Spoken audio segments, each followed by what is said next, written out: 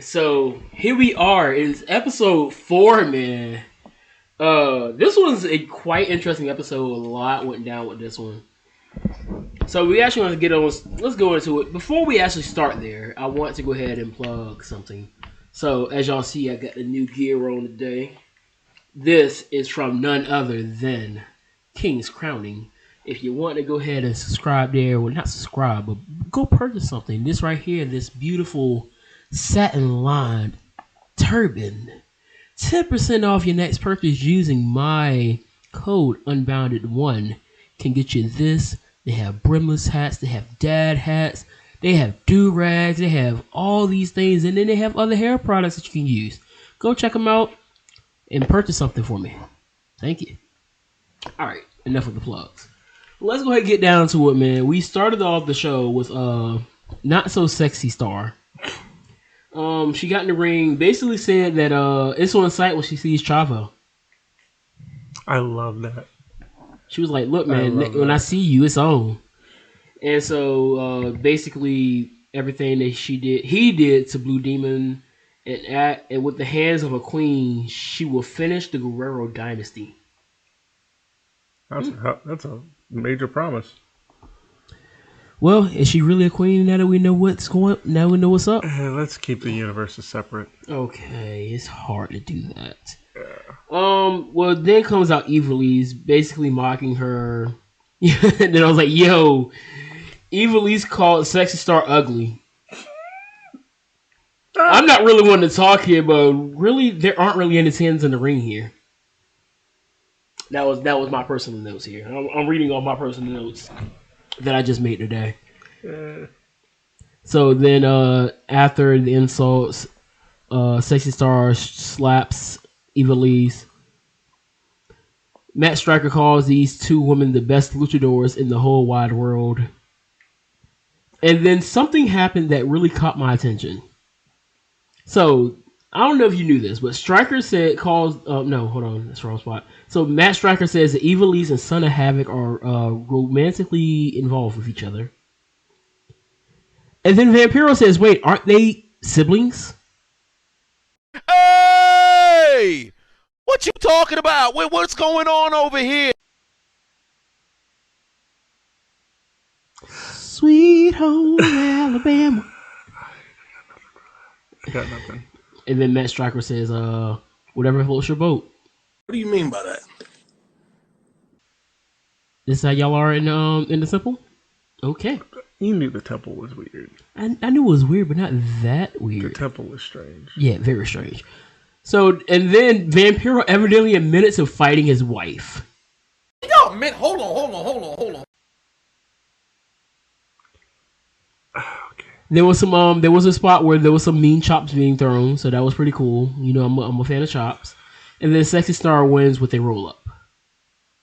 Did it make sense in the course? I'm saying. I mean, because I don't hate roll ups. No, I'm saying did it make sense in the course of the match?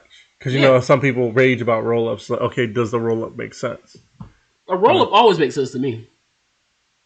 The point of a match is to win it. No, I mean, and when I say it doesn't make sense, like if we're having like for example, like how Zack Sabre Jr. does roll ups. You know, in that technical way he does them, or they're more pinning combinations versus roll ups. But you know what I mean? Like he'll roll you up, and then next thing you know, you're in a bridge and you're in a pretzel, and and the match is over. Well, a roll up's a roll up. It could be a fruit roll up. It could be a cigar roll up, or it could just be a schoolboy roll up. Did you win the match? Yeah. Sexy Star did. I was more of a fan of fruit by the foots, by the way, when it comes to fruit. All right, we're moving on here. Dario meets up with Drago in the back, said he feels unsatisfied with him not winning or losing, and then puts him in a match with King Cuerno, who's going to make his debut tonight. Cool. Pentagon Jr. is in the ring. He says that no one respects him in Mexico, so he thanks Dario for the respect, and he's going to make an example out of Phoenix because he's Pentagon Jr. and you will respect him. Cero miedo. Zero fear. So then Phoenix comes out. Of course, this starts fast. I wrote down they wrestle like they're brothers or something. There was a dope twisted tope con hilo from Ray Phoenix with Phoenix. Then I noted that Phoenix is definitely more comfortable on the ropes than he is on the mat. Then there was a dive. And then I said Pentagon has some cool looking moves and that slap. Ouch. Oh, that open-handed chop he Yeah. does. Yeah, I know it's awesome. The slap to the chest, man. Ouch. I've been slapped before in the ring, and it's not fun. Phoenix wins here off of Spanish Fly. Like I said, this is a real fast-paced match, and it was really good for what it was. We move on to just like then I'm noted here, just like not Ricochet. This King Cuerno reminds me of Santos Escobar, and he's jacked. He was super jacked. No, Cuerno, he was jacked. Cuerno would like overpower Santos Escobar. if we're being honest here, like jeez, There was split personalities. He would overpower him. Absolutely. So, like I said, we got Drago versus King Cuerno here. Not Santos is very overpowering. He said Not Santos is definitely overpowering Drago. Vampiro is like a fan of utter violence. Cuerno just dropped to the red. No, stupid autocorrect. I said Cuerno dropped the ref to avoid Drago. So like Drago was going to try to run a running strike on him, and he just like threw the ref on the floor. Oh. And then Drago turned the ref into a launching pad, a la the Poetry in Motion. Oh no, I know what you mean. It's a Poetry in Motion? I think so. Like the Jeff Hardy move where Matt Hardy's on the ground, but this time he turned this away to a Hurricanrana. Drago then, after getting Cuerno in the ring, decided to pose to the crowd, getting too occupied with trying to get his taunting skills up. And then King Cuerno takes over. Then King Cuerno does a seriously amazing tope suicida. Oh yeah, dude looked like an absolute missile. It's the one where he draws back the arrow and then dives like through the rope, like, and it looks insane, doesn't it? He looks like a missile. I know, it looks so awesome. It's amazing. It is. Drago catches Cuerno off guard with a unique roll up. So if you don't like roll ups, no, I know the one you're talking about. I love roll ups. Another one you're talking about too. He he rolls around and ends up like holding his shoulders up off the mat while he's getting pinned. I know the one you're talking about. It does look really cool if you watch it. Really cool looking. So then Conan catches up with not Ricochet, basically reiterating that Johnny's fight is not your fight. Don't get involved with this. This is not your fight to be involved with. So stay back here. Don't matter who gets out there involved in the match. You better not go out there. Like, what are you, his dad or something?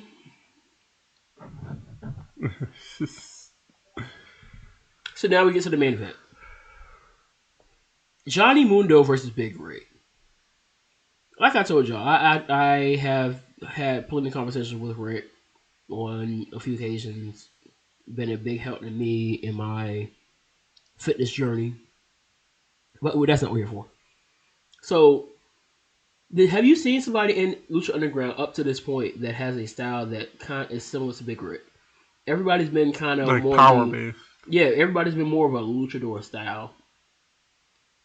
Well, there was a guy who came later, but we're not there yet. Yeah, we're not there yet. But yeah. But up to this point, Rick is like the guy that stands out in the show so far because everybody else is doing a more luchador style. Right.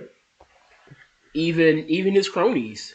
Yeah. They're not really like the flippy guys, but not anything that you see with Rick. And correct. I thought that was actually pretty cool, just to give it a different style going into this match. It's a fun match while it was going on.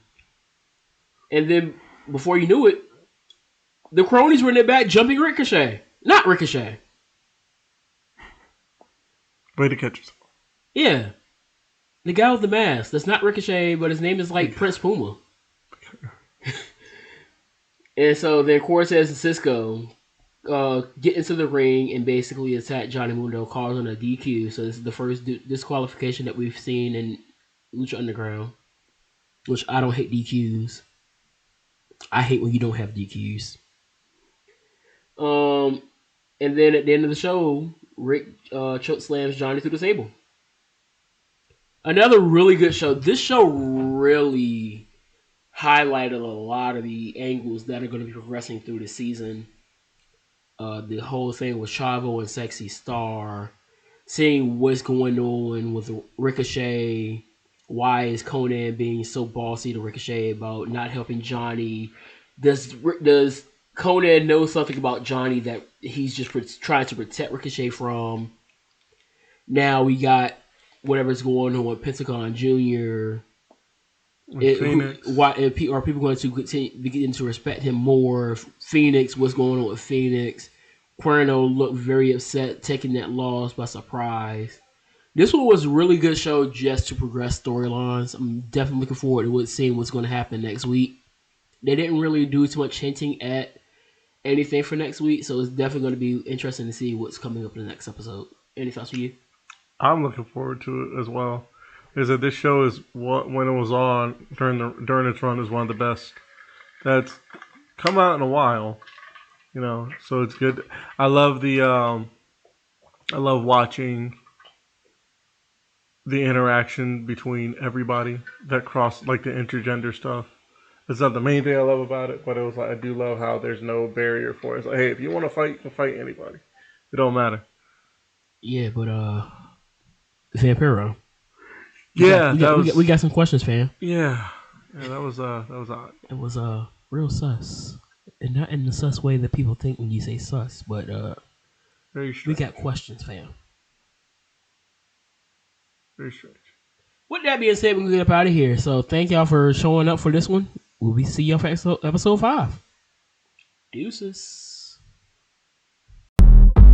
They been on it, drum on the rail. I wrap it, I bag it, I pack it for sale. Got feeling on speed out, hit me to chill. I give it a thrill, I put it on film. Facade get applaud, that ain't real. Come to my section and flex, we can